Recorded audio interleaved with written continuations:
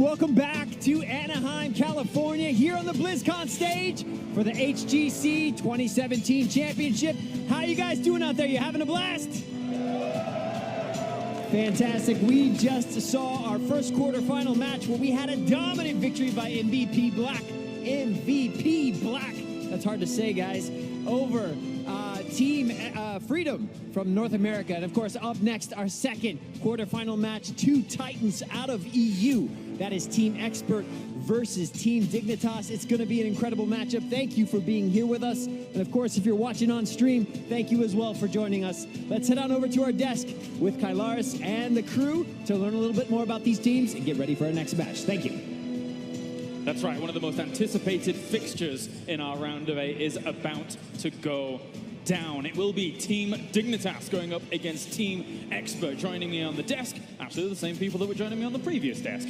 So not really much room for me to actually introduce you. You guys have already been here for a little while. Gentlemen, we saw a pretty dominant position there by MVP Black in their previous series, but I think a lot of people have been looking forward to what you could argue will be the closest series here in the round of 8. Dignitas against Team Expert.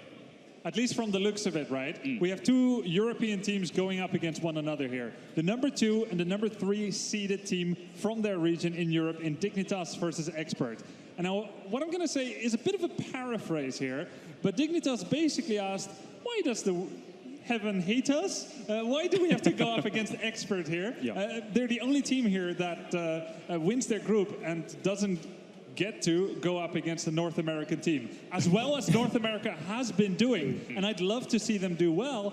You know, this is Expert. They're a very strong team. It's a very strong first match. The power levels are still quite different from continent to continent when you consider that, from what we've seen traditionally here, especially in 2017. But Jay, looking at how these two teams match up, it could be quite close for these guys. It could be incredibly close. There's something to be said about familiarity. You look at Dignitas, Fnatic, some of those epic series, and then you go over to Korea, you've got Ballistics versus MVP Black. You can't get away with some of the tricks that you can otherwise when you go up against somebody that you've gone up against so many times. So we know Expert knows all the tricks. Expert has a few tricks of their own, obviously. So Dignitas is very well aware of that, so we'll see. And who knows in a best-of-3 format. Let's take a look at the updated bracket here as we continue on through the round of 8. And we do have that 2-0 for MVP Black, looking to secure themselves another World Championship.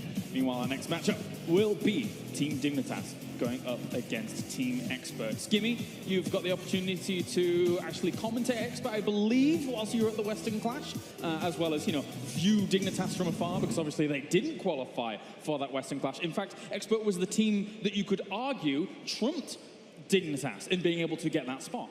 I mean, the kind of story or the narrative for Expert, for me kind of personally, it feels a bit like the European Team Freedom. This is a team that really come out of nowhere. They've really shown a lot of respect and really climbed their way to the top of this ladder, so to speak, right? So this matchup, it's quite close. There's no real definitive, in my opinion, personally, as to where this one goes. They've obviously had a lot of league play over the Korean boot camp to give the power levels between them and Korea as to where these European teams really fit in the scale of things. It's interesting to hear everyone's different opinion, but it is an all-European affair. One of these guys will have to go home, and the North American fans will be happy. And I want to see what kind of Team Expert we're going to be having here. You look at the team, and you know much has been said about Expert, their quirky picks, but they've really gone into a very standard drafting pattern as well. They're fundamentally very strong, Expert. And they say they follow their own philosophy for what is strong, what is good. They don't adapt too much to the other teams. They haven't become more normal because they want to fit in or be normal. It's just what they believe is good. Yep. So I want to see here, are we going to have things that look a lot like MVP Black, standard picks, high win rate heroes, Merlin Rhaegar, or are we going to see a little bit of that quirkiness factor come out here, going up against Dignitas? Well, we're about to go into this best-of-3 in a moment, of course. Team Dignitas will go up against Team Expert, as old teammates here on the BlizzCon stage are going to be reignited as enemies.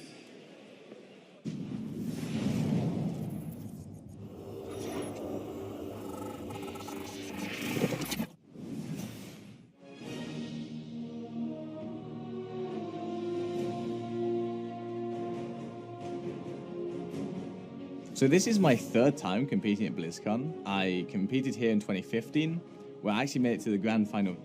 Unfortunately, I lost. I'm blushing over that. I also competed in 2016, where I made it to the semi-final. So hopefully this year I'm going to break that downward trend and get the trophy. Facing Expert is always scary, but facing them in a best of 3 is even worse.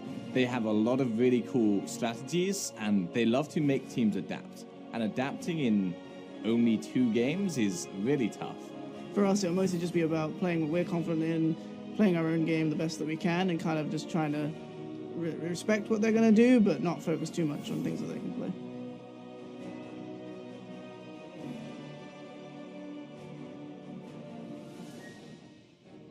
We're playing Team Dignitas in the first round, in the quarterfinals, and they're a team we've had a lot of rivalry against. They know our playstyle, and we know their playstyle more or less. So I would expect even games, and there is no result that would be surprising. So I was competing at Blizzcon 2 years ago. I was in Team Dignitas, and we actually have 2 members from this team that played there, because Ataro Angel was also at the same team, and we managed to go to finals. So this is my first time going into BlizzCon.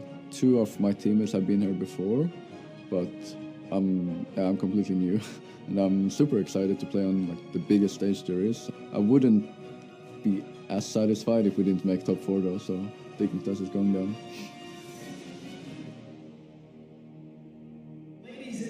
Let's give a huge BlizzCon welcome to our red team from Europe. Their first time on the BlizzCon stage, Team Expert.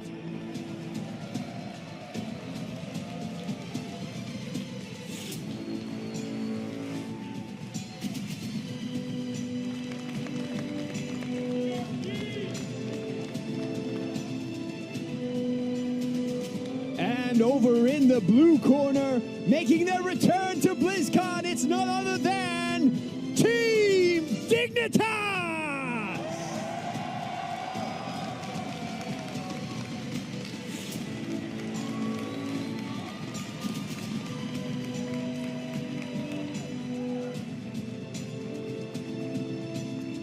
Captains, please come center stage and shake hands.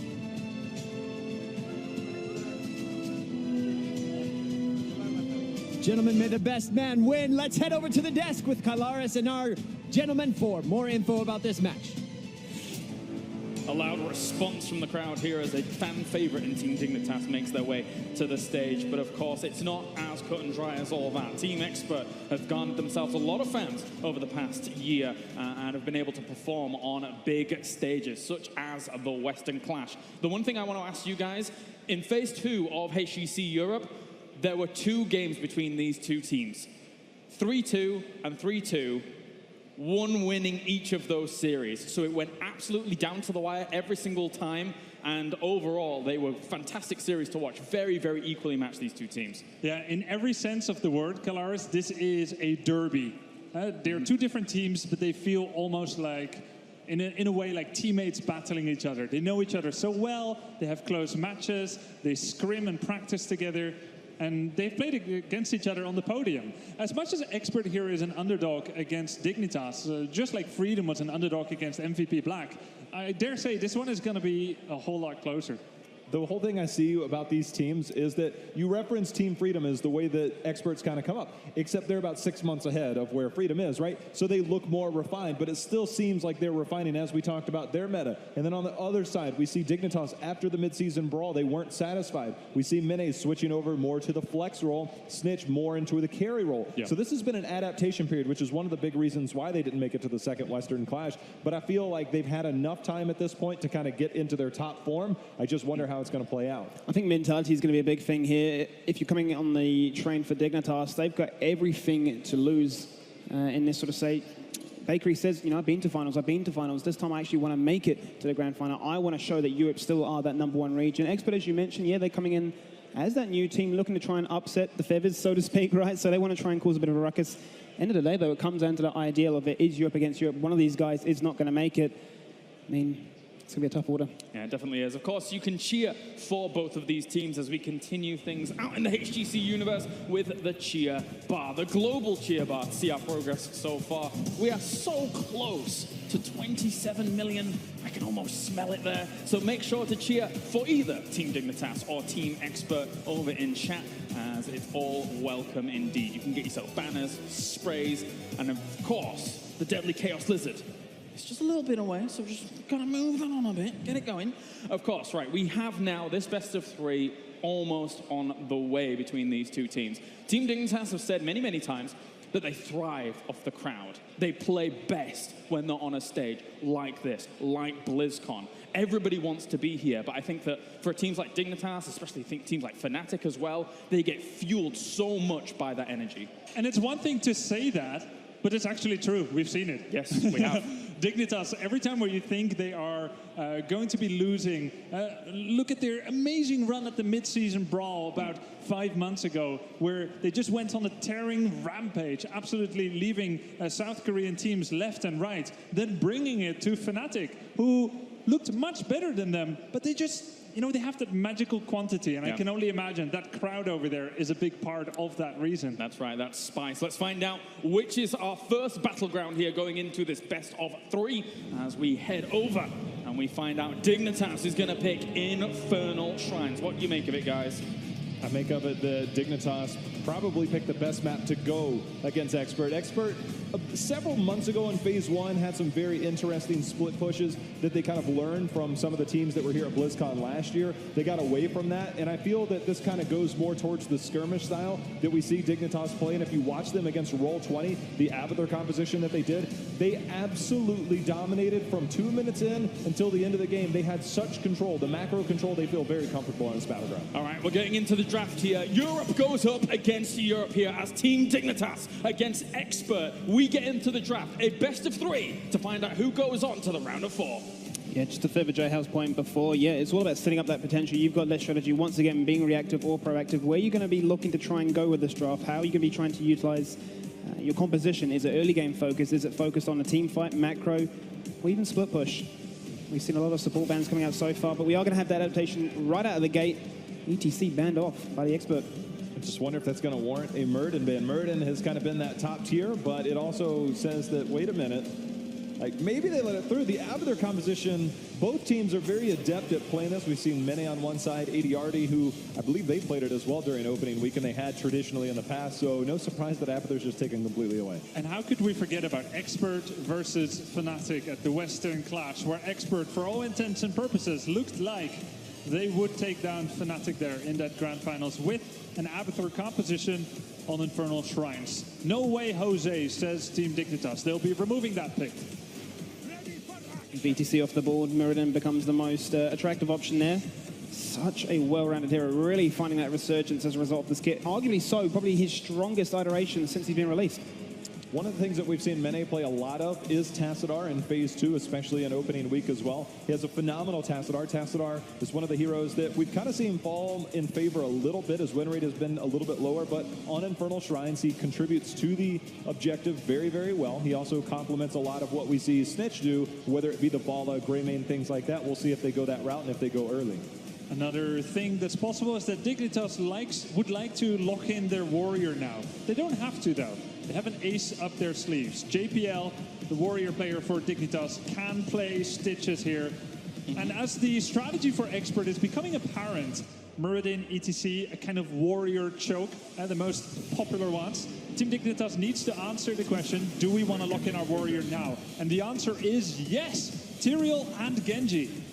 This surprises me a bit. The early commitment towards Genji, Uther's kind of fallen off a little bit, so you go with the next best option, somebody that you can dive in with. That's going to be Tyrael. You have the Sanctification. It's an AoE Divine Shield, so to speak. You just have to be on the same page, and this team obviously played together so long, it's going to be a little bit easier to execute, but a little bit surprising they committed to it this early, showing their hands. For now, we'll see what they end up going with afterwards. I mean, typically speaking, when we see these kind of double support compositions, it's almost a game of chess, right? You pick a support, they pick some counters towards it, you pick another support to try and band-aid, so to speak, what that weakness is now just being countered with. So They've gone for the Tyrrell. We've seen obviously the Chinese region love and adore this hero so much, but this really screams to me they want to find those brawls. They really want to sort of tunnel the Infernal Shrine itself. Bring Expert in. The one thing this does is that Rhaegar does terrible against Genji Dragon Blades. It forces the double support. Rhaegar is one of the top supports on this because of that lightning bond with his lightning shield at level 1. So it does give you a little bit more question marks in terms of what you're comfortable with. They still go Rhaegar, they get Sonya. You can expect there's probably going to be a bit more protection in the later part of that draft. Going by the win rates, things look good for Team Expert. Murden is sitting at around 65% win rate in this tournament. That makes him one of the best performing heroes of the entire tournament, together with Rhaegar, who is at 70% win rate. Expert has those most popular of picks, so they're bringing a very standard brand of drafting so far. It's a lot of shrine control there. Between the Sonya Murden, of course, Rhaegar, we talked about the lightning bond there. That's a lot of clear and a lot of control. Obviously, Tyrael Genji is more just a dive style, so very contrasting parts. Do they focus their attention towards the solo lane for this ban, do you think? Since I believe in my heart that something like Xaylia versus Athro is going to be a very important lane setup in this match. I think anytime you draft a Genji on either side, solo lane ceases to have meaning. No one can win the solo lane anymore when Genji can just swift strike in, come out of the shadows, and make that a lopsided affair. So it definitely will need people to be more passive early game.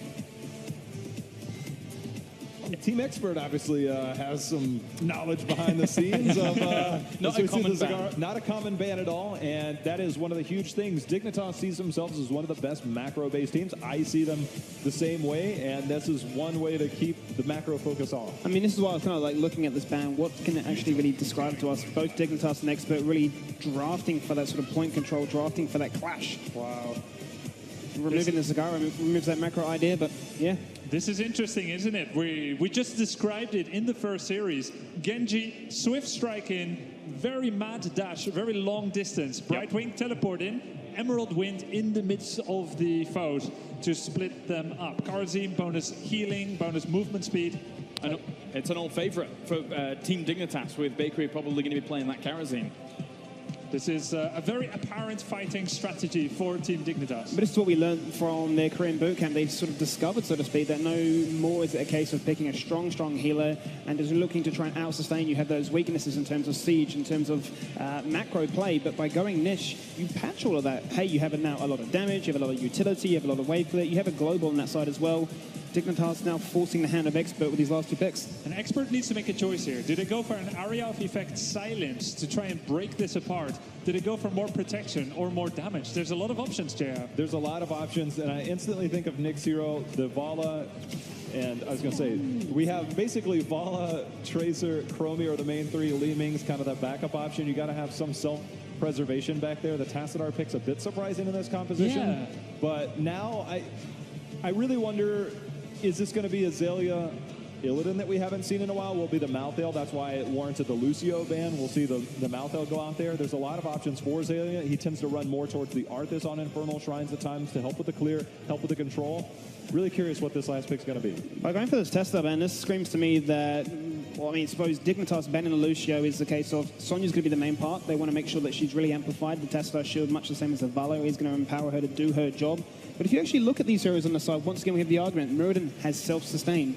You're then going to have Sonya with self-sustain. Li Ming, if she goes for dominance at level 4, will have self-sustain. This is a composition which can run with the wind. They can stick around for as long as possible, and they have double support on top of that as well. I think that's the key here, really, Skimmy, that you have a set of heroes that are fairly independent. When they get split away from Emerald Wind, you have that invincibility and invisibility in Tassadar, and the teleport and everything. So that definitely makes a lot of sense. Now, for the final pick on Dignitas, I think they had a number of choices, but it had to be some kind of wave clear. Because the rest of this team, it's all about that level 10 plus team fight. The one thing I want people to focus on, this is something we were researching the other day, is the way that Xaylia plays. Yep. We talked about the anchoring in game 1 from Muradin, but they play it a little bit differently. They use it for engages, but they also use it defensively in that they will rotate a 4-man push, take walls. They try and take small little bits to get experience, soften up lanes for the future punishers. Now, if you actually just watch the mini-map, because watching Leoric is probably not the most exciting part of the game, but you'll watch Leo just go stand in a bush. He's basically unkillable. He's got a slow, he's got a cleave. Yeah. He make sure that he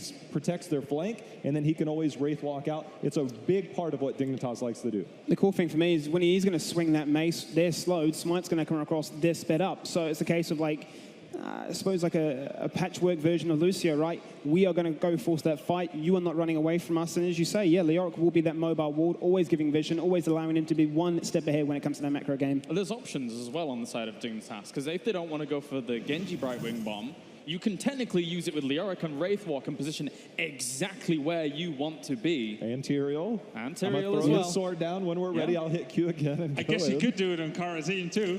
You punch in with the Radiant Dash, Brightwing. The timing needs to be good. Yeah, absolutely, absolutely. So looking at this, guys, where do you think, who has power in this draft, or is it too even to call? That's the cool thing about this draft. There's power on either side. You have the impermeability of Team Expert. Standard, wave clear, functional in every way. Utility, vision. And then you've got Team Dignitas. They pigeonhole themselves in one direction a lot more. Yep. It's a deep dive. They require coordination, execution, and they need to win the team fights because they have a weaker sway on the map. One thing that Expert loves to do, they have better shrine control. They win the Punisher. They understand the early ones won't be there. Dignitas will have a bit of a soft one. If Dignitas, doing their research, knows and understands, Expert will not push with the first Punisher or two. They'll try and push another lane. Dignitas, I think, very familiar with this. So a little bit stagnant early game potentially, but post level 10, definitely for Dignitas. Short thoughts? Well, my final words really would be the case of if they can take out the Sonya, which seems to be a crux of what Expert are after, things can work in favor of Dignitas. All right, thank you very much, gentlemen. It's time to get into it as Europe goes up against Europe. The winner of this is able to move on to the round of 4. Of course, there's only game 1 to start things off. Let's head over to our commentary team for Dignitas versus Expert. That is right, Caleris. Europe versus Europe. Something feels very natural about this Caldor. It feels like we're at home. Yeah, it definitely does. The draft, on the other hand, is super interesting. Yes. Because on Dignitas' side, you can really see that they took a lot from the boot camp in Korea, whereas Expert, as they had it over, said from the start, we feel really set in our meta. We feel our meta is strong. We can play the same here, and it shows in their draft. They have again Sonya, which was a huge staple in Phase 2 for them in the European scene, and Muradin at that front line. Bad Bunny is going to have a lot of fun with him. Well, let's see who can pull ahead here as we move into the battleground. It will be Infernal Shrines as Team Dignitas will be taking on Team Expert, a matchup that we've seen time and time again in the HGC, but yet we have not seen it on land, so I'm very excited for it, Caldor. Yeah, this is going to be fantastic, and both of the teams were very curious about how this is going to go. So I expect a close series with Bakery to the left on Karazim, JPL on Tyrael at that front line, Mena on Brightwing here, the second support, Snitch on Genji, and last but not least, Zelia on Leoric. Ladies and gentlemen, Team Dignitas!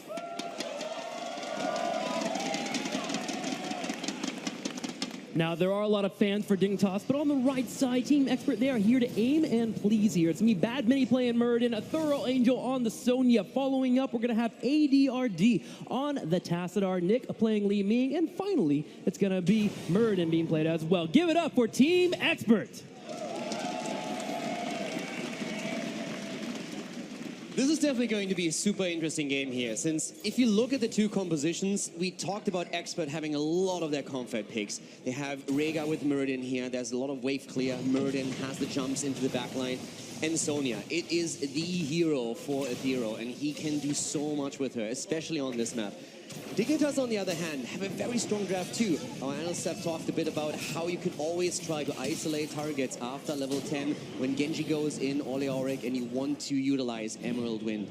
The problem for Dignitas is that compared to what Expert is running here, they have a very execution-heavy draft, so everything needs to be absolutely on point if they want to put the pressure on the Expert. And the execution stemmed from Snitch, who is playing the Genji, and he has improved dramatically throughout this entire year, becoming one of the best players that is available for Dignitas. So watch out for Snitch, who will be playing that Genji. On the other side, as mentioned, Bad Bunny is going to be one that you're going to have to watch. He will set up his team. And additionally, Team Expert, they have played Leap in the past. They have been aggressive enough. With Brightwing having a cleanse, probably not going to see that, but it's something that Team Dignitas has to worry about. Yeah, Expert has played stuff like this quite a bit, and it's usually when they feel they can go for one-shots. Yeah. If they think that on the opponent side there's a lot of heroes that are very vulnerable to one-shot potential, then they sometimes use the Leap option, especially if they fall a bit behind. So it's something that they can always show. And Dignitas expected some cheese. They were actually very worried about the series. Traditionally, they are the team that comes out ahead in the direct fight. But Expert has shown so many different strategies and adaptations in the past that Dignitas was very worried when they saw who they had to go up against in the round of 8. Especially when you consider what happened in the HGC when it came to league play. You would see Team Expert take the lead first in a best of 3, but the best of 5 would come out to usually favor Dignitas. With this being a best of 3, Team Expert could come out with 2 wins right away and move forward. Now, the first shrine does activate. We'll have it up and available on the bottom side. Team Dignitas brings the work. Their best wave clear down to clear it out. And Sonya is starting to make the rotation into the middle now. Now, of course, they are trying to get the experience here as well. Sonya keeping busy, Brightwing trying to meet it, but that's, of course, a losing matchup for Brightwing. But the 4 versus 4 is what we're focusing our attention on, as it's getting quite dicey here. With Mena even jumping in to help out, they want this shrine, they need this shrine, because in the meantime, Sonya is rotating up once again, giving even more experience to Team Expert. Team Expert willing to give it away here and get that experience lead 26-12, but Expert wants to delay as much as they can, dropping down a couple of side storms and dropping some orbs from Nick will delay here for Dignitas, but ultimately, Dignitas will get this Punisher. Now, where do they gain the lead here? Do they push on the bottom, break down the turrets, or do they spread out once again and move towards 10 to stay with Expert? Their goal, of course, is now to close that gap in experience that Expert was able to get by focusing onto the top and mid lane with Sonya. So at this point, we have Dignitas splitting into mid and top, but 3 heroes are still pushing with the Punisher at the bottom of the map, making sure that they can at least get a tower or 2 to close that experience gap, and they already succeeded in doing so. The best part about these 3 heroes, though, is that somebody gets jumped on, in particular that Tassadar or that Li Ming, all 3 of them can dive forward and try to get a kill. That's why they left these 3 down here. Team Expert, knowing this, allowed Bad Benny to tank that Punisher, and they defend easily. Yeah, the mobility that we have for Dignitas is, of course, absolutely crazy. Every single hero on this setup has the opportunity to move out of fight. Now, I also want to point something out real quickly as we're talking about the setup that Expert is running. We have Kala's Light taken as the level 4 talent, so the extra armor here, which makes a lot of sense if you look at the setup they are running. Traditionally, you would expect Life Leech to come out, but that's more so the case if you have that range damage dealer, that auto attacker that really provides most of the heavy impact in the battle, which here is not the case. You want to keep Sonya safe, and this is where the extra armor comes in quite handy. But the real question, Caldor, what do you think about the Leoric build? I smell a bait. Team Dignitas and Team Expert will set their own bait eventually here on the side as they're on the bottom, pushing in, get some experience, but this is also they can grab the mercenary camps. Team Expert is willing to sniff us out, though. They have a composition that can be aggressive, especially with Muradin being able to move in and force those fights. So Bad Benny will be the one to start those engagements, and if Sonya ever peels down, expect a team fight. And you know, I mean, you were, of course, baiting a bit with that Leoric build, but the 13-16 is going to have the most effect against Sonya herself. It's unlikely that you're going to get the hit against Li Ming and reduce her damage output by those 50% that you get with the Ominous Raids. So you need to focus on Sonya as she is at that front line. And that can really help, since Aethero, as we stated before, is really a staple in this entire composition, and he usually just bodies opponents. Well, a tactical pause here as we set up and get ready for the next Shrine phase. Teams talking about what they want to do for that push in. So we're going to go ahead and take a little bit of a second here as we move in, but the crowd being beautiful as ever, all turning out here, watching the EU match. Ooh, a couple of Dignitas fans there. You guys seem pretty excited. But the cool thing in the game right now is that you can really tell that these two are really familiar with each other. Yeah. Because we have 0 kills so far. It was just a traditional trade-off at the start. From the get-go, Expert knew, hey, we don't really want to commit to this battle yet. We want to make sure that we get some extra experience on the lanes. We give the Punisher over, and Dignitas equalizes the score. This is really going to come down to level 10s and then the team fights that we're going to see later on. And the level 10s that you mentioned really stem from that Tyrael and that Genji, the ability to jump forward, drop Sanification, delete a target, especially with Kerosene damage coming out. The question for me, though, is do we see Palm or do we get that 7-sided strike? It's actually a good question here. At this point, I would say that with Palm, you can save Genji if he goes into deep. It's a bit of a question what they expect here from Muradin. As you try to isolate a target, normally you would lean towards the 7-sided. It gives you a bit more blow potential. If you get a good combo off with Genji moving in, Brightwing getting the Emerald Wind, and then the isolated target is just locked down, then you can simply blow him away with a 7-sided. So that would be the aggressive version, and I expect that to be come out here. Now, the thing that's setting up for me, too, is that Brightwing actually didn't move into that cleanse. Now, of course, Kerosene at 16 can move into his own form of cleanse as well, but that might open up the door a little bit here for that Sonya to move into lead. Yeah, especially when we're talking about the Li Ming behind it. So if Muradin leads with the Stormbolt, Sonya follows up with an additional stun, then Li Ming can get the combo in. Not sure we're going to see Murky here. I know you like that. That's a good sign right there. top 10 signs, easily. I would give it a 6.5. This guy, ooh, murky outfits over there. But continue your point there, the Brightwing phase shift, of course, being maybe a bait to get that leap to come out, knowing that 16 that cleanse is available for Kerosene. I mean, the problem that you have if you go into leap is you need to blow up a target early on. Yeah. You are forced. If you don't kill the target, then you are in trouble. Since Sonya misses out on a lot of the sustain, and oftentimes when you're talking about Infernal Shrines, it's a 5 versus 5 on the Shrine where you want to have that sustain to just carry a team through and win the Punisher. So I'm not quite sure if Expert is really willing to take that risk here. They've shown with that draft that they're not afraid of going toe-to-toe with Team Dignitas when it comes to stable play.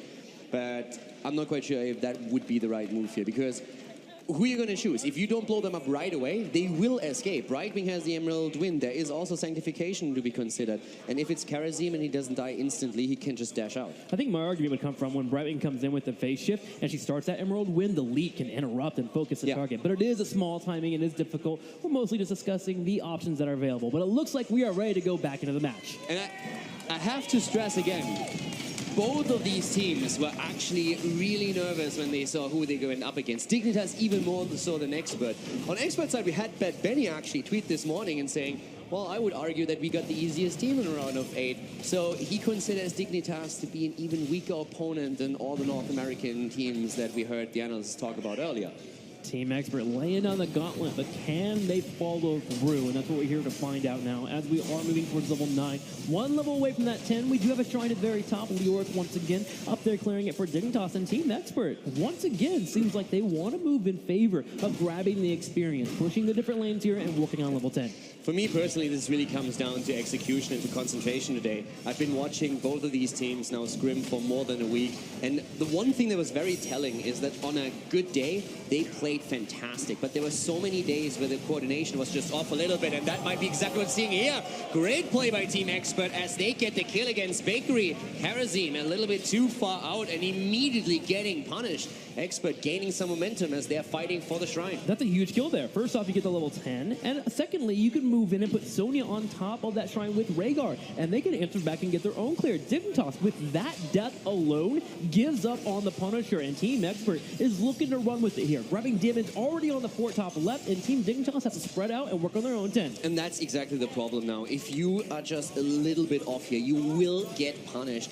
And Karazim was just too far forward. So now we are seeing Expert take the Punisher, but Dignitas has answered. They went to the bot lane, and they're actually able to grab a fort here. So at least they're trading structures. That's what I love about EU versus EU, the macro trades that you usually see from our teams. The moment Karazim got destroyed there, Brightwing went to the bottom with Genji, and they are working on that fort. Now, Tassadar shows up to try and help, but he actually misses out and loses the fort. Team Expert will have to grab at the top side and continue to keep their lead and experience, and this will be very helpful for them as they continue to group up. A Cursion on the back line may have been caught here. Rhaegar is up, getting body blocked by Bad Benny. Woo, a little bit careful there. Yeah, Snitch was already thinking about jumping back in again, but of course he was still on cooldown. Also, we need to talk quickly about Karazim once more. He went into Palm over 7-sided, so now the one-shot potential is a little bit reduced, but he can now save especially Genji when Snitch tries to go deep.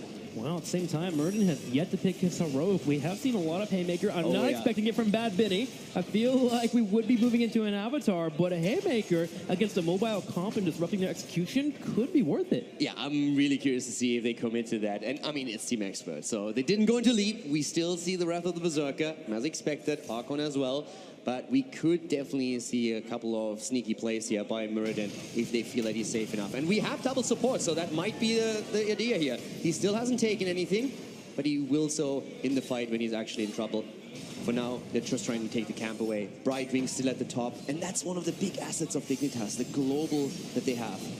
Big engage here on the right side as Bad Benny moves forward. JPL will be on the front, trying to lead forward. Snitch has used the Dragon Blade, so he's wanting to fight. A Thorough taking the damage here on the front line, but Team Expert looks like they're just going to go for a disengage, and they walk away easily. Yeah, shield was immediately there from Tassadar, so well played. But I still have to say that I like the invade from Dignitas. So they see that the camp is being attacked, and then they make their move as they know, okay, now we can sneak the camp in.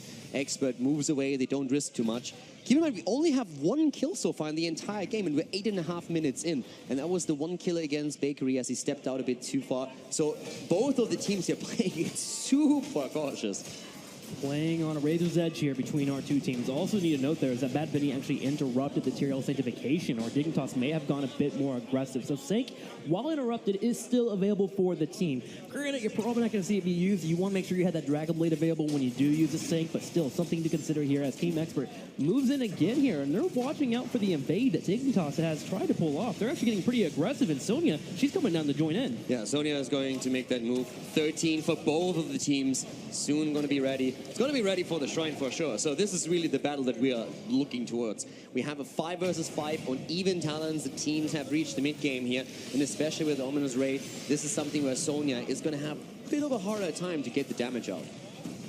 Are you shaking in your socks? Because I am shaking in my socks right now. The intensity between these two teams is pretty darn aggressive. Team Expert is on the side here while Bad Bunny jumps away. Yeah, for me it's especially because I know how Dignitas was not looking forward to this match. They were afraid of cheese. So far they haven't gotten that yet, but we could still see Playmaker being used here. And also, of course, this is only map number 1 in this best of 3. And right now, Expert is taking control over the objective. Dignitas looks scared. Now, granted, they're waiting for that Dragon Blade. That's when they're going to aggressive. Here it is up and available. They turn around and go straight for a Thorough. Thorough backs up straight to his turrets and will be just fine as Dignitas creates space. That didn't do anything for them, though. That was a huge problem. They created a bit of space, but they didn't isolate anybody. They're going in once again. The sanctification is already on the ground as the Ancestor comes through, saves them. Curson is low, and Snitch gets the kill. He gets the kill, but Bakery may also get picked up the Haymaker to kick away the palm there, so it has been picked here for Team Expert. They have 4 members still up. They jump in looking for Snitch, but Snitch jumps to the wall. He's trying to retreat. Can Mena be here in time? Yes, he is. He'll get a shield and be able to grab the Punisher. Snitch's skill against Rhaegar was so important because before they used a lot of tools to try and maybe get Sonya, and they didn't. So resources were committed to the fight, and that's when Expert said, boys, we got this. They go in, but then Snitch is ready and he confirms the kill against Rhaegar, and that's where the tide turns against Expert, and Dignitas can grab the Punisher. Dignitas moving towards that bottom side right now. They don't have any pressure to have to push this bottom lane. They can grab a keep wall, but no real responsibility to grab much more than that. Their big major power spike comes in 2 levels. We always talk about it. Tyrael and the Holy Ground.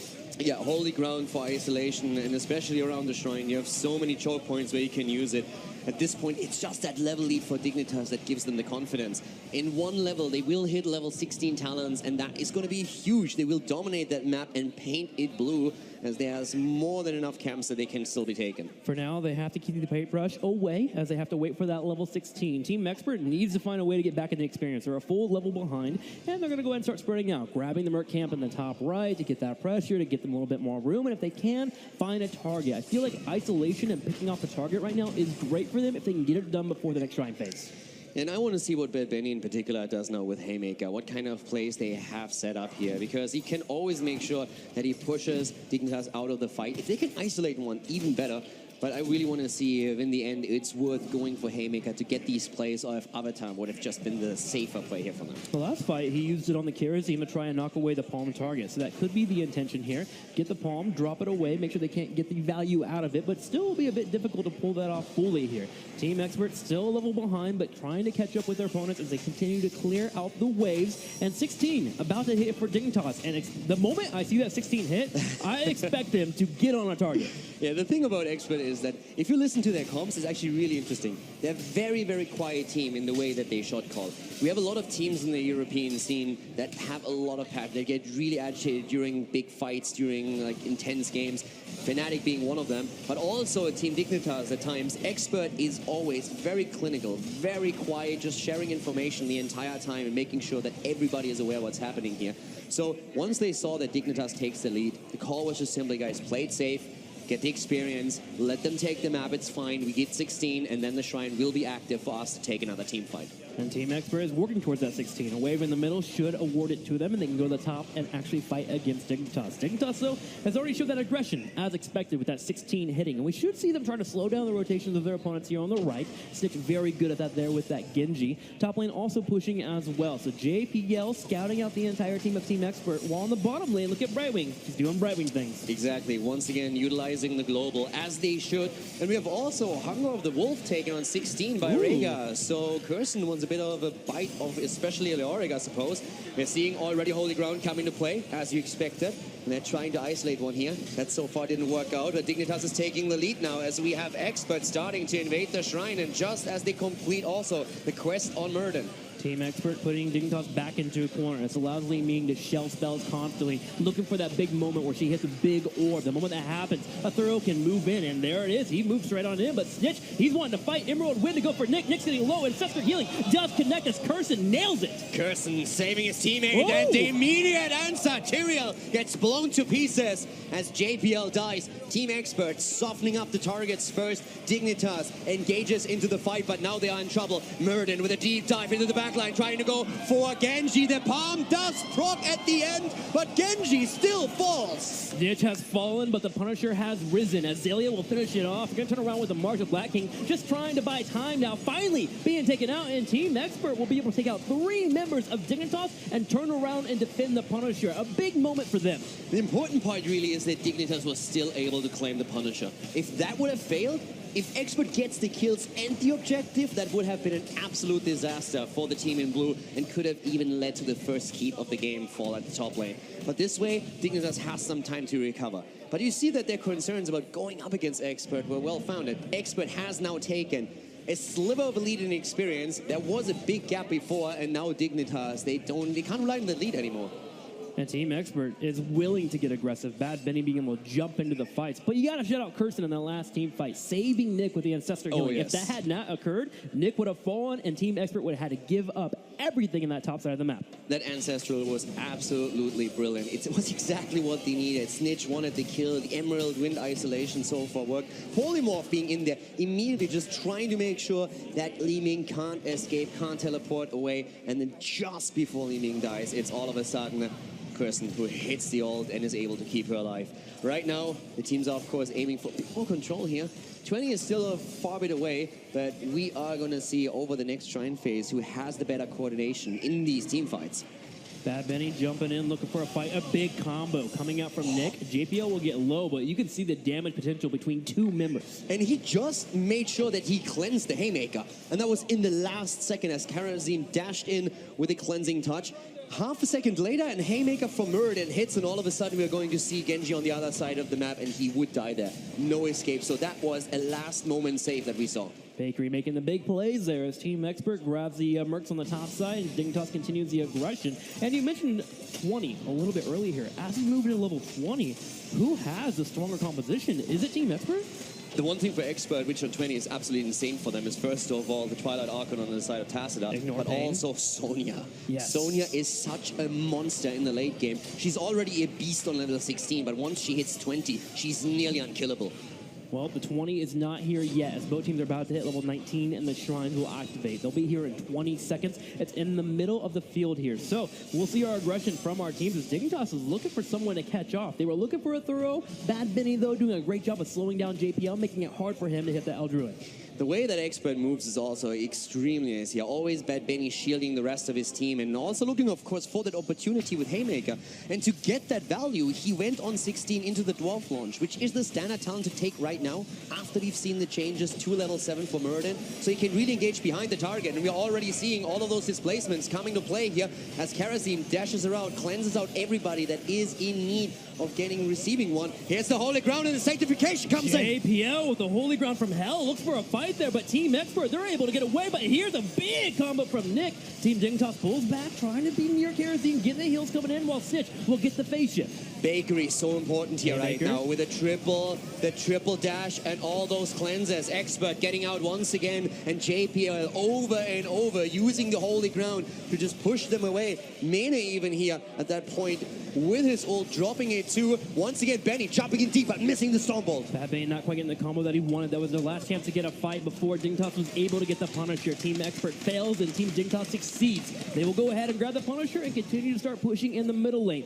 20 still looming for both of our teams. I can guarantee you the adrenaline is pumping in those 10 players right now. This is probably the most important game of the series. Both of them were so worried about winning the first one here, especially Dignitas. Right now, they take a bit of a lead here with the Punisher. They want to get 20 first, and they're starting to push it in. Mene split up to the top. Leoric already at the bot lane. They're trying to push 3 so that they get the experience for the Storm Talents. They lose a fort, but Team Expert defends. Mirrorball really helping out there. That level 16 for Li Ming. 20 hits for Dignitas, but Team Expert is not in a spot to get caught out, and they'll be just fine. And we are going straight into the late game here with our teams having all keeps up. and we have Dignitas 1-4 ahead of their opponent. And it's all about survivability for Dignitas. We currently have 2 times Stormshield taking the Shroud of the Dead King for Leoric, Nullification Shield on the side of Tyrael, the Storm Shield for Bakery, and then of course the Dragon Becomes Me for Genji, and Ian continuous wins. It's all about the execution, the sanctification. It's the Emerald Wind. They matter in those next fights. And Expert has, of course, reached 20 now as well. And this is really getting tense. That level 20 going to help out Tyrael. Li Ming has been focusing him as much as she can in these team fights. Finally having that spell shield will allow for Dignitas to force the issue whenever they would like. JPL continues to dance on the bottom side while we go ahead and have our teams fighting for who can push their lanes the furthest here as they set up for the next couple of fights. And they might have one here over the Merc camp. And think about how all these games, not only in the opening week, but also the first best of 3 of the day have ended. We had so many kills, so many fights, but Expert and Dignitas, they are so familiar with each other that they're really hesitant to commit to big battles right now. 5 kills only after 20 minutes. Extremely uncharacteristic for the two here. Team Experts still waiting for level 20 on the Murden as well. Could we see the Grand Slam double haymaker? Well, I guess we could. It's Expert after all. But for now, it's once again the map control they're focusing on. Camps taken. But it could be the one team fight that decides the game. Now, Dignitas has an advantage. They have 2 forts taken. At this point, they still have a fountain at the bot lane. This is exactly where the shrine spawns. Bot and mid lane with a fountain for Dignitas, whereas Expert has lost both of them.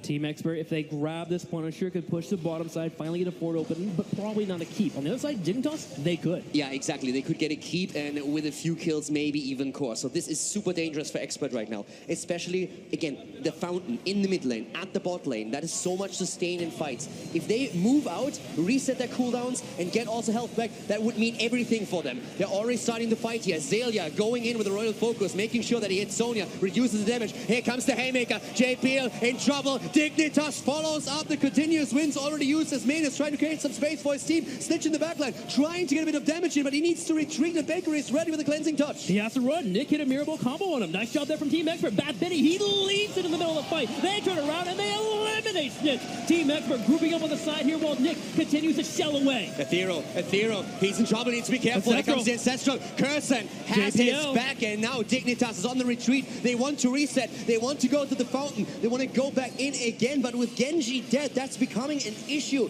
And Expert is taking the lead on the minions, and they will walk away with the Punisher. Rewind picked up there for Team Expert, keeping up that aggression. Bad Benny continuing to look more, anchoring for his team. This Punisher will easily go over to Team Expert. The question is, how much can they get with this Punisher?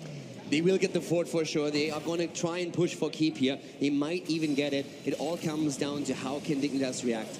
A big concern with playing the double support Genji style is that you oftentimes miss out on a bit of the damage. And once Genji died, that was a massive problem for Dignitas. The problem is that at the time, they committed a lot of resources, but if they can retreat as 5 and just reset, they're still fine here. But look how aggressive Expert is. They want to get everything out of this one Punisher. They took down the fort, they go for the keep, but Dignitas is answering. They're trying to defend here, especially by using Zelia and the Ominous Ray. Bad Benny continuing to keep the aggression up. JPL jumps into the fight. Snitch is finally here. There is no Dragon Blade, and the Punisher is still almost full health here. 3/4 of the health bar still sitting up here while the keep continues to get focused down. Team Expert, they smell blood in the water. Expert said this is the easiest team for them to beat in the round of 8. They're going for it. They want to go for the core. They have the Twilight Archon, but he has a 5 versus 5 seconds until Sanctification, and also the Dragon Blade are once again up. Snitch is in trouble. Snitch dashes out and barely escapes. But not JPL is also surviving somehow. How do they survive here? Team Dignitas is holding here. The core continues to fall 60% down to 50. Bad Benny landing a storm ball. It's going to keep Snitch on the backside. JPL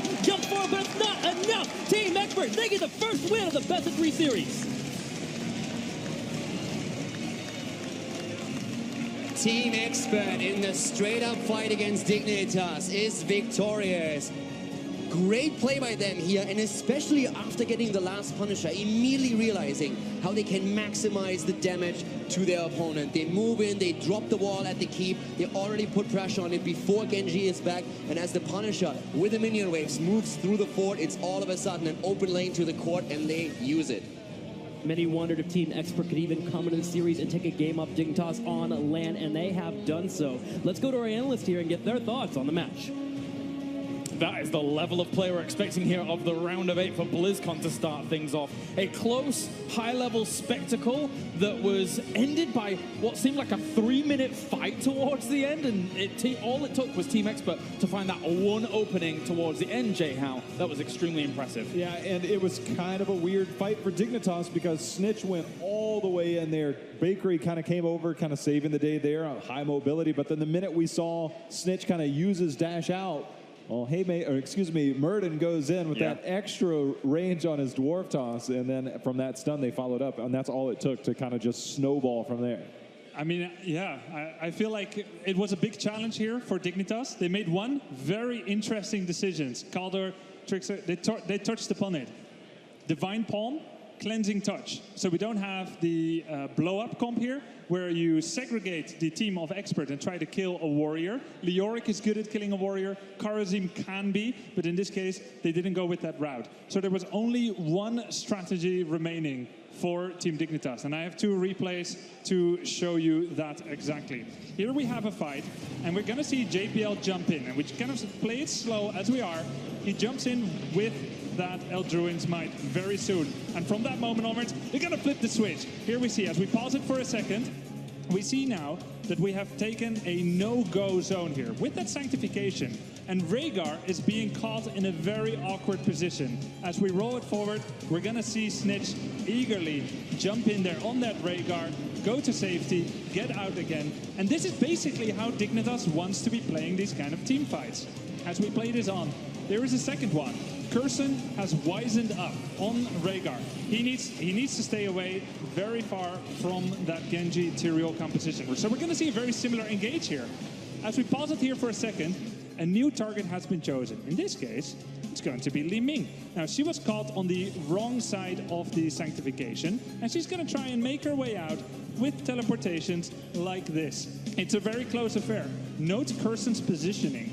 This time, he is much safer. He's got many directions where he can pull away in. And this is why he is no longer an attractive target. As we play it forward, we're going to see that Li Ming drops very low indeed. The Emerald Wind is unable to separate the support from the damage. The Ancestral Healing comes in, and it is huge. The turnaround kill on Tyrael happens with a perfectly placed Mirror Ball from Li Ming.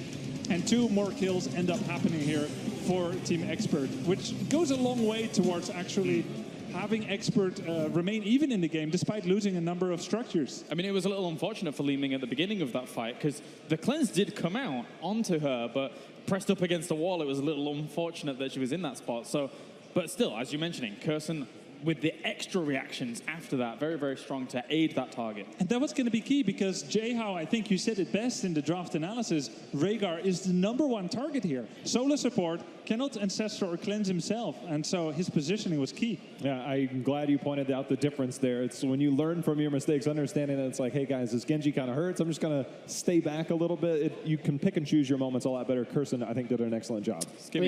The summary of the game for me, felt like it was the battle of the reset. Snitch so hungry for his team to collapse. They had that all-in composition. It was obviously very melee focused, so in the case of defending, they were quite weak in that final push as we saw, but if one reset got on their side, so many times when they find that kill target, they just can't find it. The Ancestral is there. There's some way to stabilize and keep them surviving, but you got Li Ming on one side, Genji on the other. It's that battle of who can flex it first, and it just happened to be Expert were always the ones counteracting with those engages and finding those kill targets with Muradin specifically. I mean, it felt like a lot hinged on Snitch's play in general. There were some plays at the beginning of the game that looked fantastic and he was able to secure some kills, but towards the end, if he's not doing his job, if he's being shut down constantly by things like the Muradin, it's very hard for Dignitas to gain traction off the back of that. You can almost see the sort of, as Jay Howe touched on before, kind of a bit of panic, I suppose, of like, I need to try and make a play. He jumps into the back line with a swift strike. He gets Haymaker away, thinking, well, hang on, I'm in the middle of Africa right now. What do I do with my team? He's trying to come back. He's trying to force that fight, but it's just not able to happen. It's not clean cut and executed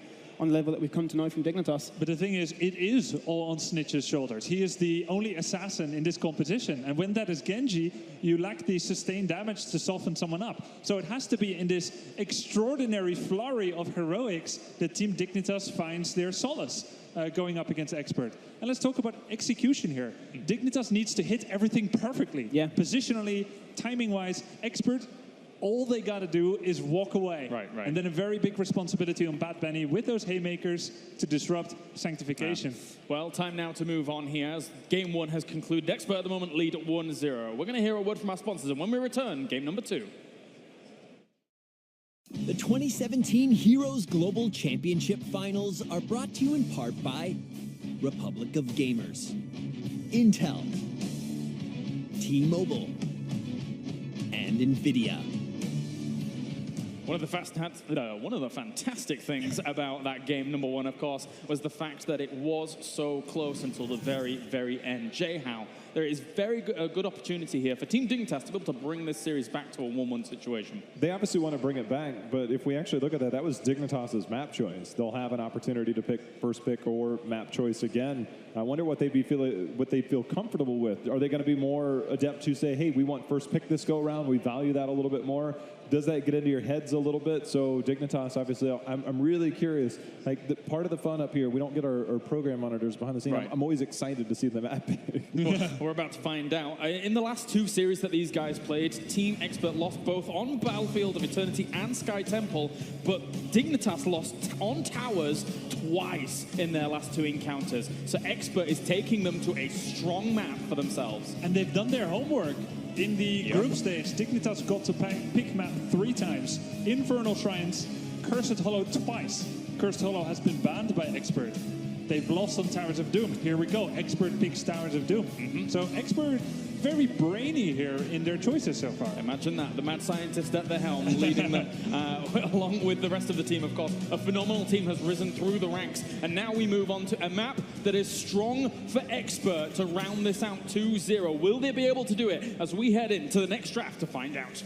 So if I'm coming into Towers of Doom as Dignitas right now, I'm thinking one thing. Let's go back to something a little bit more true and tried and tested. Let's not try and flare as much as we did last game. It punished us. You see the Medivh coming out there straight away. The respect to the mad scientist, none other than ADRD. That's right. Important to note that in their last 2 series, in the 10 matches that they played, Dignitas let Medivh through twice, and each time they did, they lost. So I was going to say, they're going to stat pick Abathur here. The one thing I love about that, they were willing to let Abathur through. Expert knows that they're going to go into Abathur. That's what they do. But what they do back up, we're going to see Murd in here from Expert. Shadow of it out there.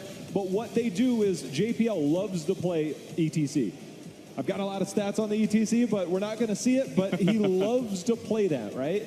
And so I think that kind of takes it away. It's just a matter of what does Expert kind of pair with it, with that Murden pick. The biggest win rates here, definitely Murden, Dahaka, and Rhaegar. And Expert, I think they had a smart philosophy for this tournament here. You're in the big stage. You're in front of thousands of fans here. Tens of thousands at home watching on Twitch as well. And then nerves are going to come into play. I don't care how cool you are. So to go with a standard composition as they had in game 1 is a lot safer than something that's so difficult to execute, like Dignitas' draft. And I argue that kind of draft is one that really holds a lot of momentum in the sense that you get that win, you get that kill, you really, I suppose, get the morale up. Everyone's like super hyped, super happy. You go into game number 2 and you're thinking, let's go for this one. But yeah, the Tracer test, it's been a bit of a talking point between these EU teams, but Expert going to show us straight away. Well done. The Tracer has been just kind of a linchpin for a lot of people in this tournament so far. It's been more prevalent than I expected it to be, and I've shared many a breakfast with someone like Athero at this tournament so far, and he has been just saying, give me Tracer all day, every day, and I will win the game. Tracer, yeah. I mean, a well-played Tracer should pretty much never die in a game. The only question is, can she do enough? Yes. Go ahead. Oh, I was just going to say, I actually took the time to watch every single one of Nick's games on Tracer from Nick's perspective. I actually watched all of our Tracer players from EU, NNA. I watched all of Phase 2. In terms of pulse bombs landed, one of the highest percentages amongst his counterparts. Also, he had the single highest kill confirms with his pulse bombs. This man, I mean, I know that Nick's not a household name, and he might not be yet, but this guy is the real deal. You get him on volley, you get him on the Tracer, he knows what he's doing, and he is a force. Do you think it will be Nick on the Tracer and not Athero? I mean, the options are there, right? There's options, yeah. And that's the cool thing. So Athero can still be on an offlaner, Nick can still be on a mage. We don't know yet. That kind of flexibility is powerful.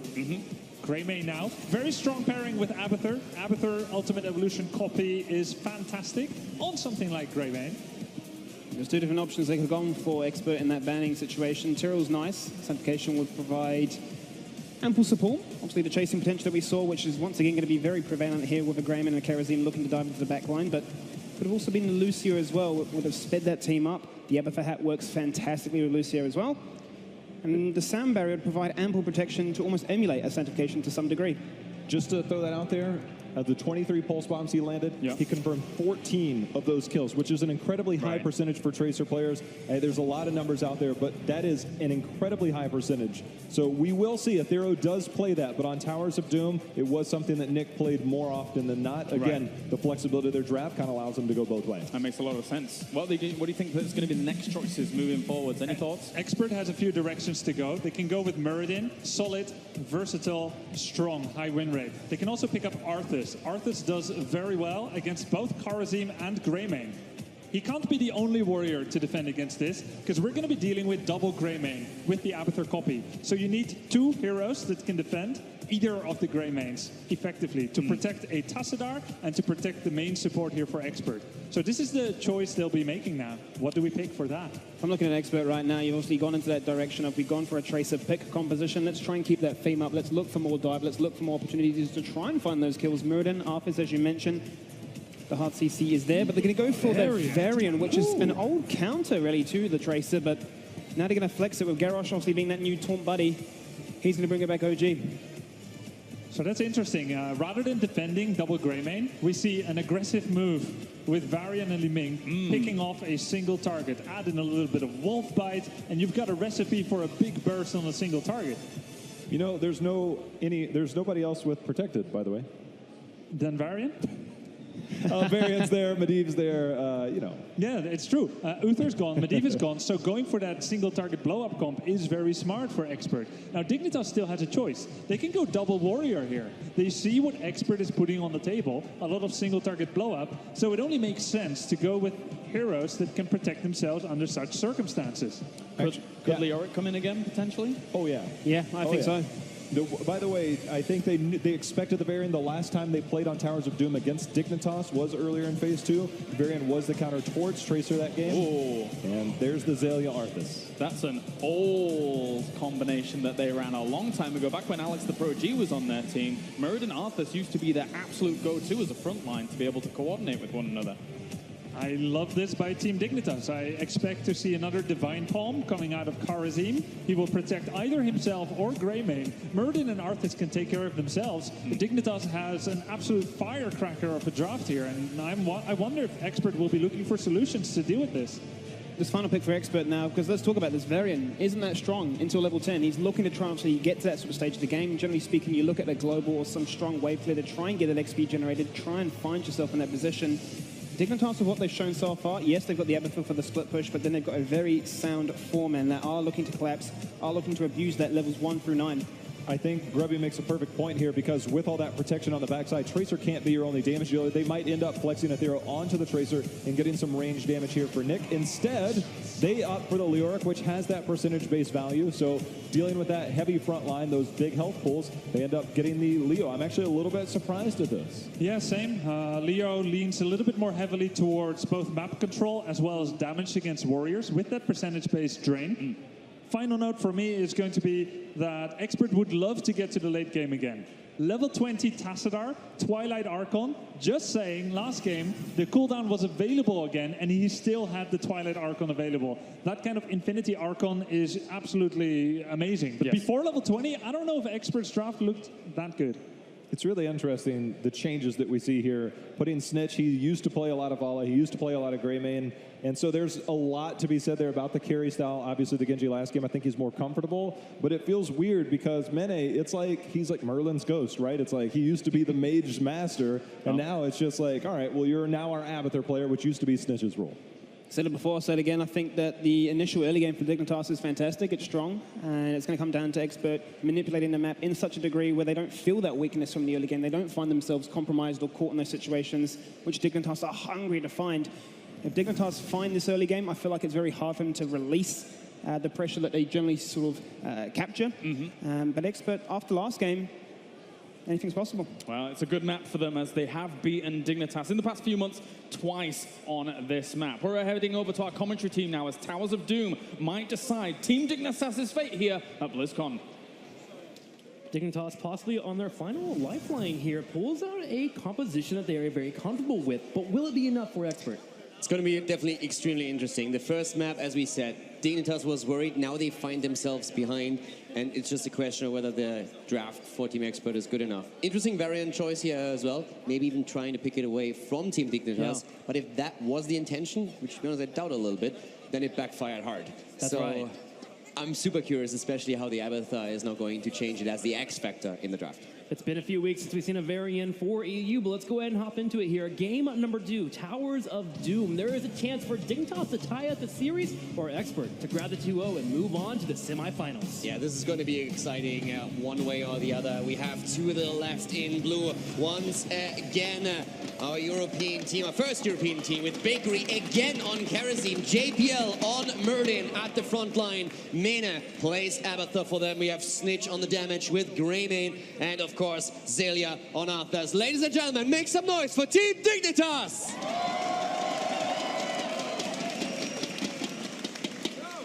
On the right side in the red, Curson will start the composition with a Rhaegar pick here. Bad Benny playing the Varian. Look out for those engages. A Thorough Angel playing the Leoric and playing the Tracer. We're going to be having a Thorough on it. ADRD finishing off with the Tassadar. Give it up here for Team Expert.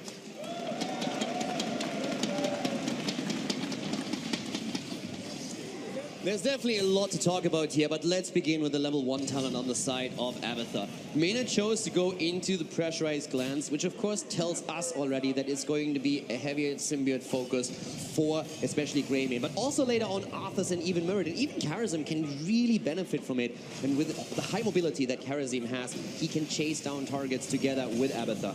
Now there are a couple of options for Abathur players here. We could even see a hybrid, as oftentimes toxic nests are higher prioritized on this map to interrupt rotations, to slow them down, and to also have that poke damage. Team Expert in the past has played Abathur with a huge focus into toxic nests here, and even tried to set up huge traps where they are attempting to kill a target outright. That's something I think this doesn't quite follow, but with the lineup that they have, they are really trying to just extend a little bit more the strengths that already exist in their setup. Personally, I wouldn't mind the nest build. It's great against slowing down that Variant, especially post level 10 when he's looking for those fights, and will set up the kills here for Team Expert. If he can slow down the movement from Team Expert, it's going to be harder for Tracer to get those kills. The damage is quite low, actually, for Expert. Yeah, the level 4 is what I'm interested in. If it's going to be Adrenal Overload, or if Mana is going to run a bit of a hybrid here, which is possible. Same time now, we have at the top lane, the 1-on-1 we expected with Arthas going up against Leoric. Zelia, of course, with his level 1 going straight into Consume Vitality here. But the one thing that really worries me when I'm looking at Team Expert setup is their Tracer. This is something that Dignitas has to be concerned about. It's just going to be rough because Nick is fantastic on the hero. Yeah, just clarifying here, it's actually Nick playing that Tracer there, and he was one of the scariest Tracers we've had actually in the HGC this year. Him and his Chromie are his best heroes here, so Nick will be looking to get in and apply as much damage as he can. Already JPL has to run away. Yeah, and Nick has really grown as a player over this entire year, and it's something that has been echoed by the Korean teams as well. They really respect him, especially the Chromie that you pointed out a moment ago. Is something that they're oftentimes concerned about when playing against Expert. Expert is actually trading extremely well into Korean teams in scrims, especially MVP Black, who say they're so difficult to draft against and we just don't know how to crack them. Well, the 3-altar phase has already begun and both teams have grabbed one for now. The top left one is the only one left for contention, and Thorough actually misses out with the creepy hand here and has to sneak on back to the top lane. Yeah, so at this point, Dignitas gets the extra shots in. It's 2 altars right off the bat, so Expert slightly behind. A bit of a misstep here, definitely, by Leoric. Has to be careful there. And also, we have Adrenal Overload now taken. So with that, we have now the increased attack speed, which is, of course, especially going to benefit Karazim. Yeah. Karazim, Greymane, even Arthas to a degree. A wonderful pickup there for level 4. But getting pinched in the middle of the map here is Bad Benny as Dignitas will walk forward and get first blood. Answering once and for all the question if you can actually kill Variant.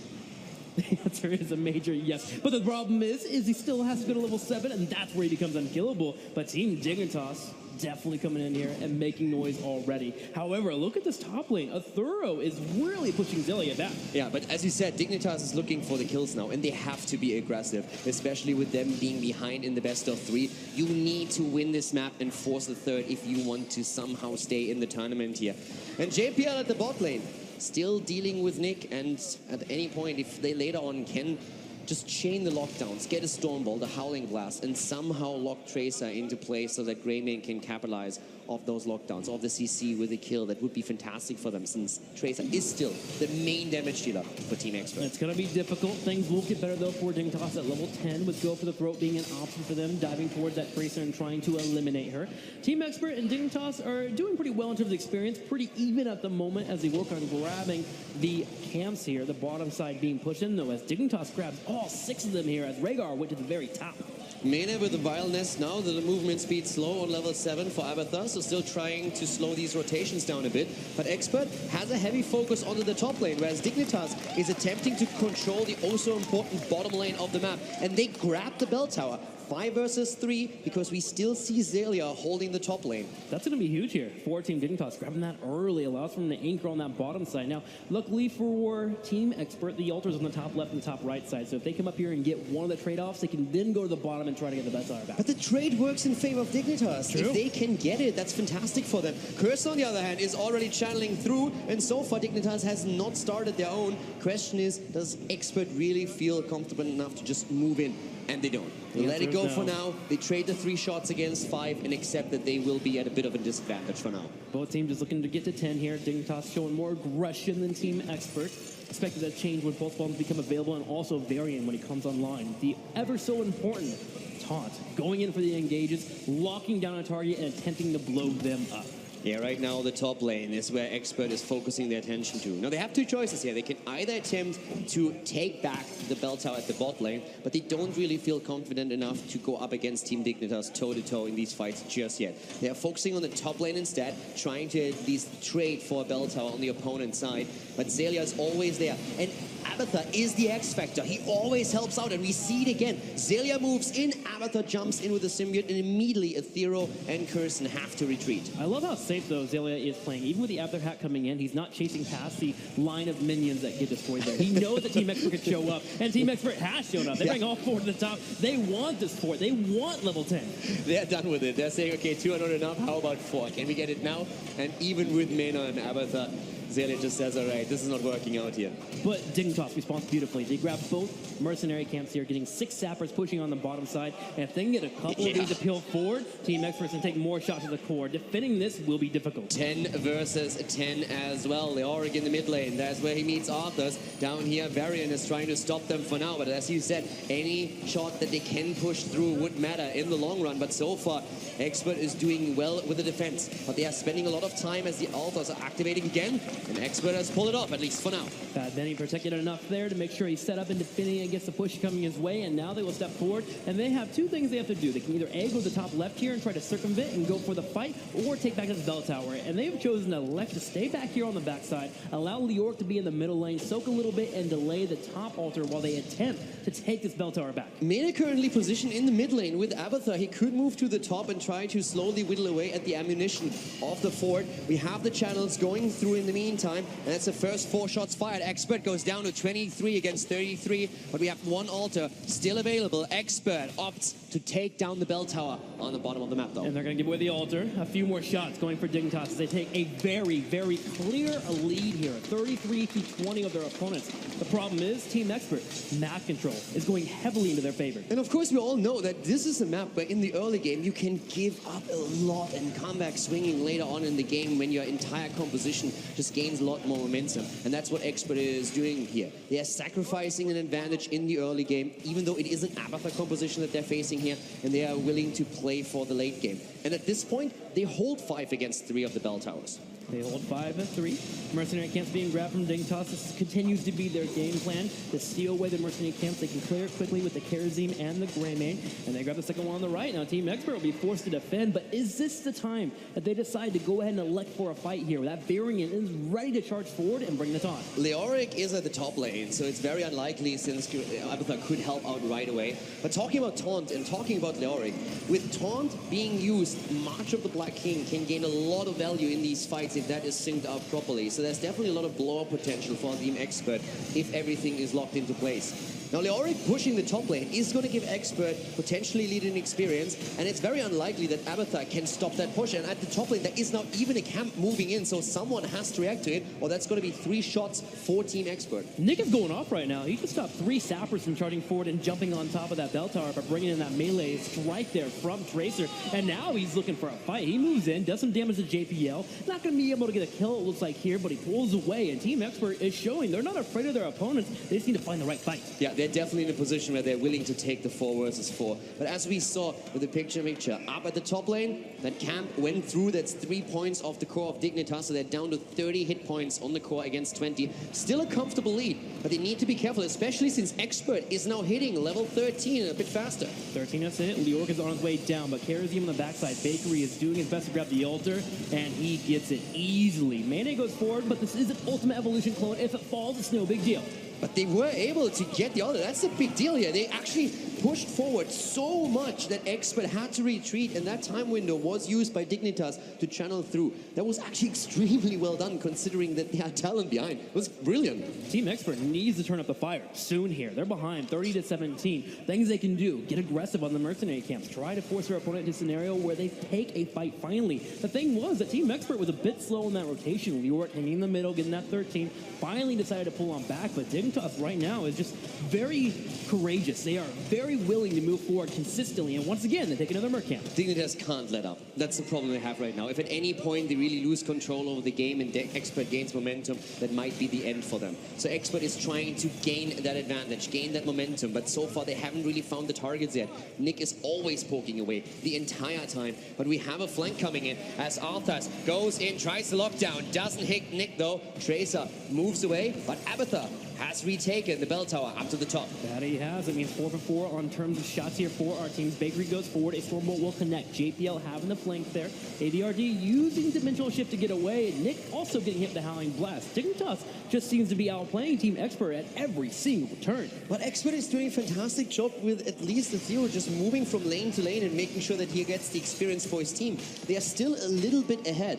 So it's an interesting game since Expert is angling for the experience advantage that translates into a talent advantage and then looks for the fight.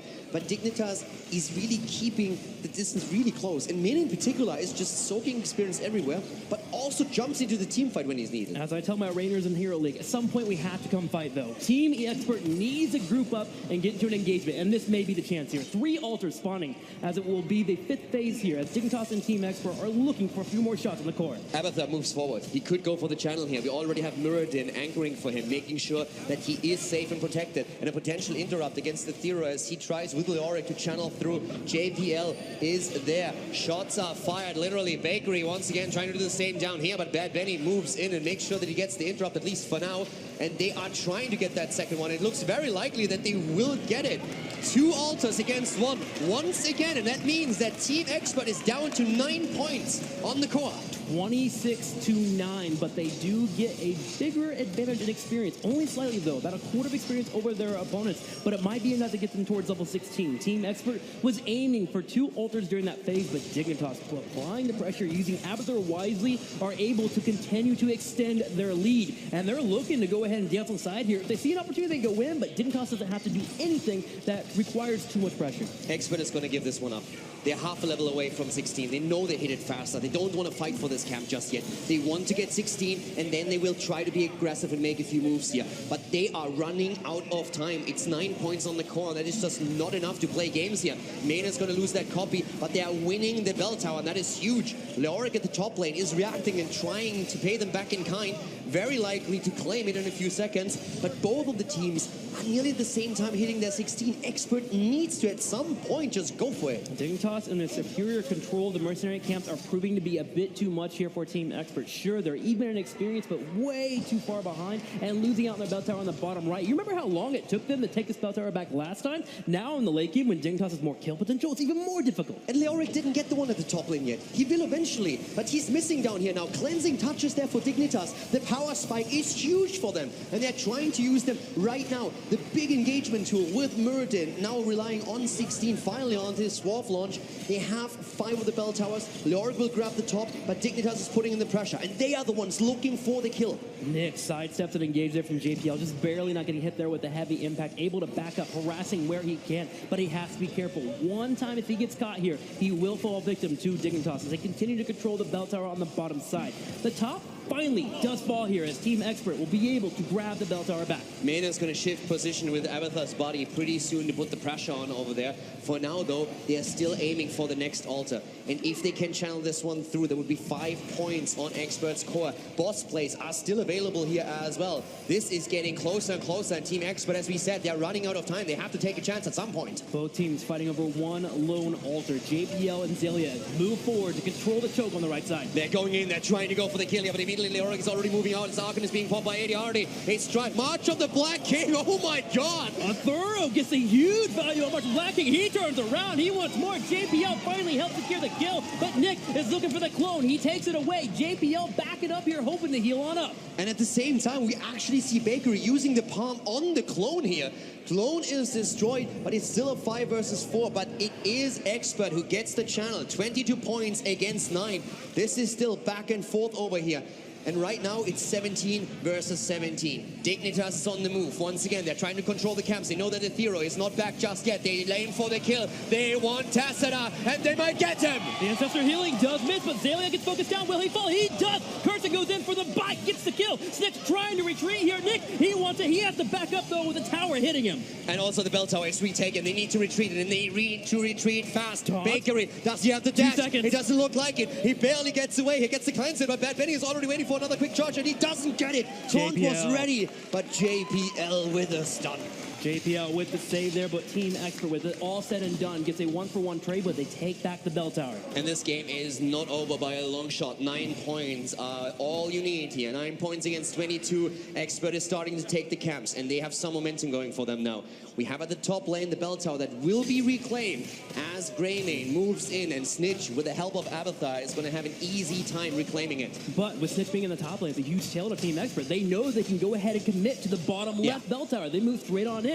But Dignitas, they make an aggressive play themselves. They move up for the boss here with Bakery and JPL starting it. Snitch will finally join. They have the vision at the bot lane. They know what's happening, but Leoric is sniffing it out. Ethereal will be too late here. He tries to go for it. He's trying to buy time. Ethereal is being attacked. They're going for Leoric. He moves back out, and he dies.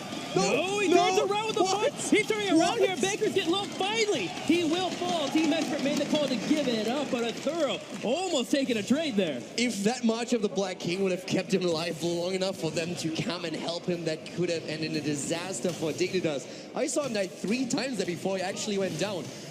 But still, 5 points on the core. But the Storm Talents are going to hit earlier for Expert, and altars are spawning, but it's a single altar on the map. Dignitas, they only hold 3 bell towers against 5, but that's still a hit they can take.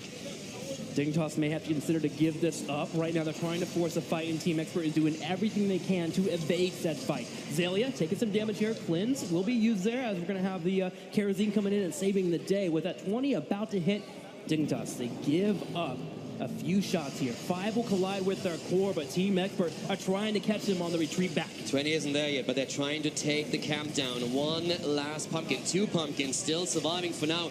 Finally, 17 minutes in, extremely late, we see the quest talent on Murden completed. At this point, the Storm Talents for Expert have hit. 5 bell towers against 3. Dignitas wants the experience, and Expert is trying to build up that momentum that they so desperately need to make sure that they close the gap in core points. This bottom bell tower is everything for Team Expert. Constant pressure with them grabbing the Merc camp, trying to keep Team Dignitas in this area. This is great for multiple reasons. One, if the Ultra spawn top, Dignitas will be down there, the rotation will be slow. If the Ultra spawn down in that area, Team Expert will be able to have the control and an anchored location to move into. And Mene is everywhere in this game right now. He has 21,000 experience points gathered against the 7,000 that the rest of his team has on each hero. When we're looking at the siege damage, on the other hand, it's really Leoric that takes the cake here. 150k as Abathar sits at 120,000. Both of them, throughout the entire game, have done an exceptional job pushing the mid lane, pushing the top lane, and always trying to get the experience and the wave clear going. Team Experts still setting up camp here on the bottom side. Dignitas looking for something they can grab. They could possibly move in and grab Leork on the top side, but if a Thorough is quick to respawn, he should be able to escape. He drops the Wraith Walk and he gets away, but he's still low on health. Yeah. Barely gets away here. And the 20 is something that I am actually worried about for Team Expert when I look at it. Hive Mind taken on Abathar. Rewind with Muradin is going to be a huge game changer here as well. And the Legion of Northrend. Survivability is huge, especially with Bakery also picking up the Storm Shield. But Team Expert, they have superior positioning right here. They're able to control these chokes. It's going to be hard for Dignitas to move in and force this fight. And let's not forget the Twilight Archon value that we actually saw in the last game already. Death March now too. This is going to be, there could be the one fight. It all depends on it. Is Dignitas going to be able to win it? 19 minutes in. Arthur's completing his quest as well. They're going for Snitch. The palm is there. Maybe a bit premature, but they are able to save the target. That's the most important part. The palm was way too early there from Team Dignitas, and they may have to give this up. Yes, they decided against it. They're going to give up the shots, and a 4 more collide with Dignitas' core. 12-5. Oh! Nick moves in, and he stuffs Snitch. Nick with a kill, moving in, he sees an opportunity, and he just drops gaming. JPL gets low too, and Team Expert now has gotten a major kill here, taking Greymane out of the equation for 49 seconds. This allows for them to control the map and continue to move in for camps. Dignitas is starting to lose the control over the game. It's 11 points against 5, and Team Expert has sniffed blood in the water. They are moving in here. We have the rotation to the top from Team Dignitas. They are actually willing to take the shots at the bot lane, but they want to reclaim one of the bell towers. They want to have the 5 versus 3 here, but Expert is moving to the top. The shots are fired at bot lane as the sappers come through. 8 points against 5. This is getting closer and closer. 8-5, and Dignitas was unable to grab that top bell tower. With everyone disappearing from the bottom side, they pulled back and they played safe. They grabbed the mercenary camps instead and allowed those to push by themselves, while Team Expert grabs back the bell tower in the middle. And as I said earlier, Expert, if you listen to their comms, if you watch them scrim, they are always calm. Clinical approach to the game, sharing information, very, very quiet. Just say, where do we go? What do we do next? Whereas for Dignitas, there's a lot more emotions usually riding on these comms. So at this point, they can't be happy. They've been so far ahead, but Expert has played this calmly, collected, and they waited for their chance.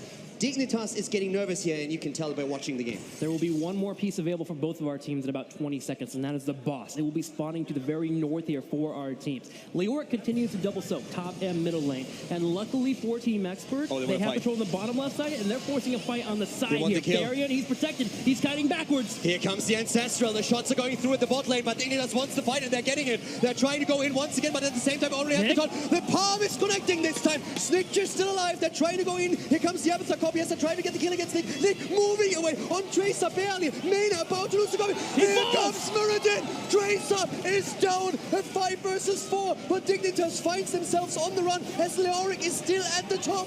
JPL, he's going to fall Leoric. He's channeling the top left corner. If he gets this channel, he'll be able to take the game here. Zalia's about to fall as well, but the 5 shots come in. Team Expert has stuck Leoric, and they have gotten the victory over Dignitas.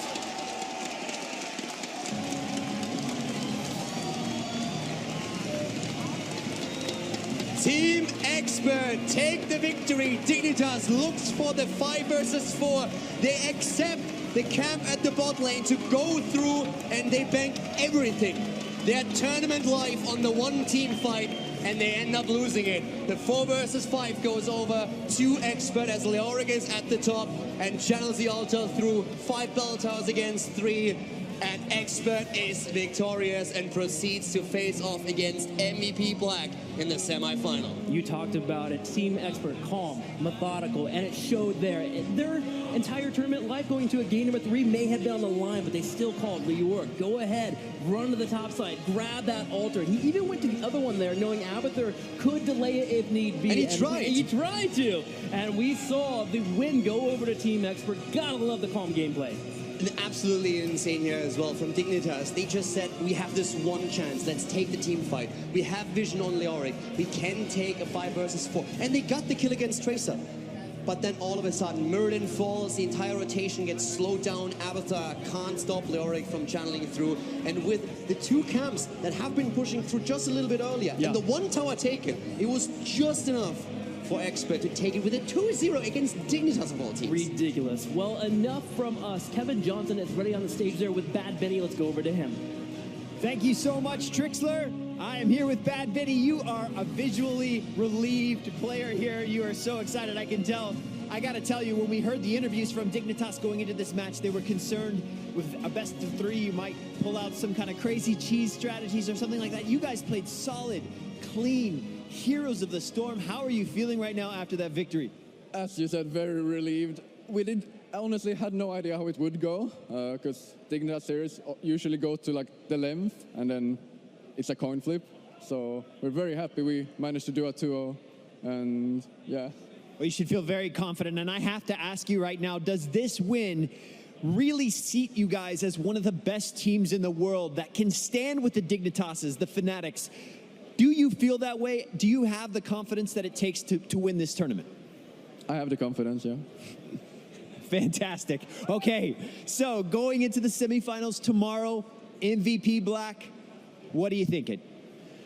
They looked really strong today versus Freedom, but we've had pretty good results in them versus in practice, and we kind of know what they want to play, so we are pretty confident, actually. We're more confident going into that than we were today, I think, so. All right, well, I'll let you go celebrate with your team. Thank you so much. Congratulations once again. We'll see you tomorrow. All right, Team Expert takes an incredible 2-0 victory over Team Dignitas. Let's head over to Caleres and the crew for their thoughts. Thank you very much, Kevin. Indeed, 2-0 to Team Expert. What a victory for them. And I follow other things, you know, in the world. And in something that I follow, we have a chant, which is fight forever. And I really, really wish we got to see these two teams fight forever. As much as it was a 2-0 victory, the games were so close. That final fight down towards the bottom, such impressive feats from both teams. A completely different atmosphere from the other series as well. This very long period, protracted tension, and then finally culminating in 1 or 2 team fights. This is the kind of high-level play that you would expect from Europe's finest, where no one makes any silly mistakes, any early kills, just very fine tension, truly. That standout play from Nick down there in the death zone at the bottom, just absolutely insane. The get stuff there, me and Grubby over here going on about it. I talked about Nick in the draft, and I really want to emphasize how amazing this guy has progressed throughout the year on this roster. And he shows it there, and he'll find himself in the top 4 tomorrow. That's awesome. I mean, we had concerns about the draft as well. We're thinking, man, this competition's so one-dimensional. It's Tracer or bust. Where else do they go? You were saying about the Leoric as well. Like, not too sure if I'm really sold on this idea, but they brought it to late game, which was their strength. They find that ability to turtle and snowball, and not snowball, but I suppose stall out, so to speak.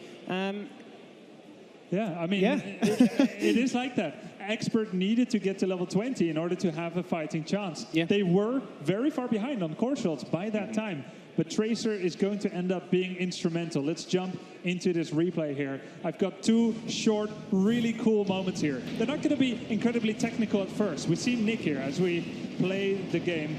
We see that Nick is going to be jumping in like this on Snitch. He's going to threaten Snitch. Look at this. That's the taunt. Stop this for a second. Get stuff talent here on Tracer means she can instantly blow up any target. Greymane right now is in kill range. I believe Bakery did not make a fatal mistake here with the Divine Palm. I believe this is truly, as we play it forward, a battle of wills. Nick and Bad Benny completely represented a kill on Greymane. As we play this forward and we get to the second replay here, they sold that kill so well. And Bakery had no choice but to use Palm. The only mistake here really, let's look at that again, okay? Because that went a little bit fast. Do we have any slower play here that actually works out? As we see, Nick coming in here, blink, blink, blink, goes on Greymane. Boom. That went very fast, didn't it? And that's that level 20 talent. By using the melee ability on Tracer, she can instantly proc her Quantum Spike and kill a target. It wasn't the early Divine Palm, I believe, that got them killed. It's the failure to recognize that within the Divine Palm downtime, Nick, by baiting out that palm, would try to find another kill somewhere on the map. And this is, in the end, what gave Expert, I believe, the best chance to win this game. I mean, there were concerns also, if you're looking at the draft of Dignitas, who reliably do you actually kill?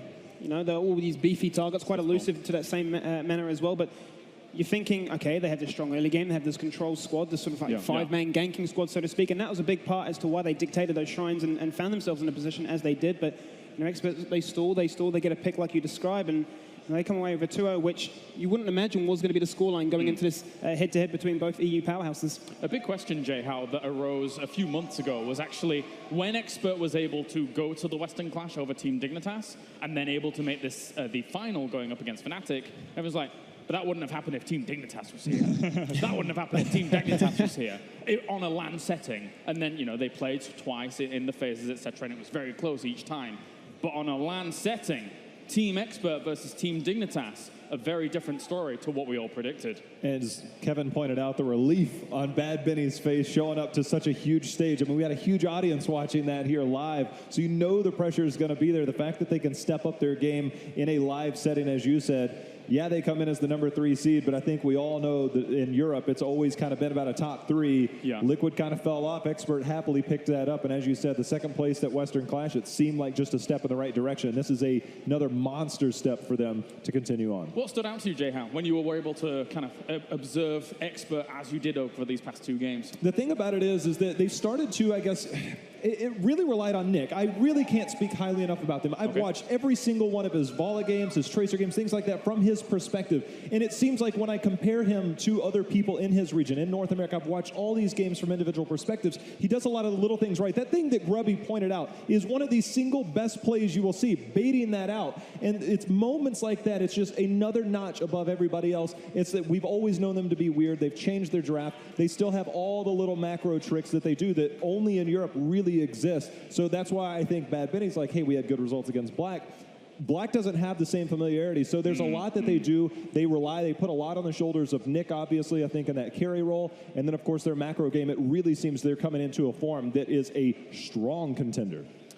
In a best of 5 against MVP Black tomorrow, though, what are we thinking?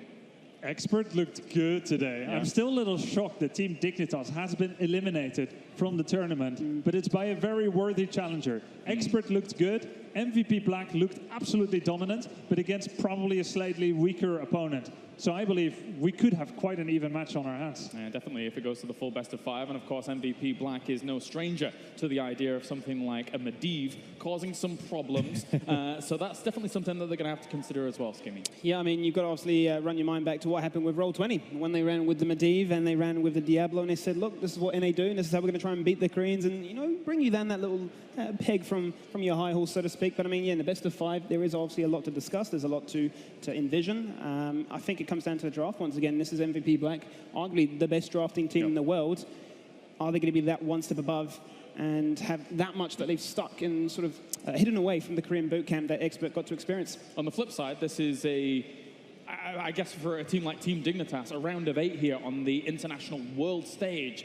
Not where they wanted to be at all, unfortunately for them. No, I don't even remember what they answered. I think they answered top 1 only, right? Because we ask all these teams their ambitions for the stage, and we kind of want to see how upstart teams rank themselves. Do they have humility, or do they have grand dreams that far exceed people's expectations? For Dignitas, it's almost like we don't even have to ask. They want to be number 1. They've been number 2, they've been number 1, they've been number 3.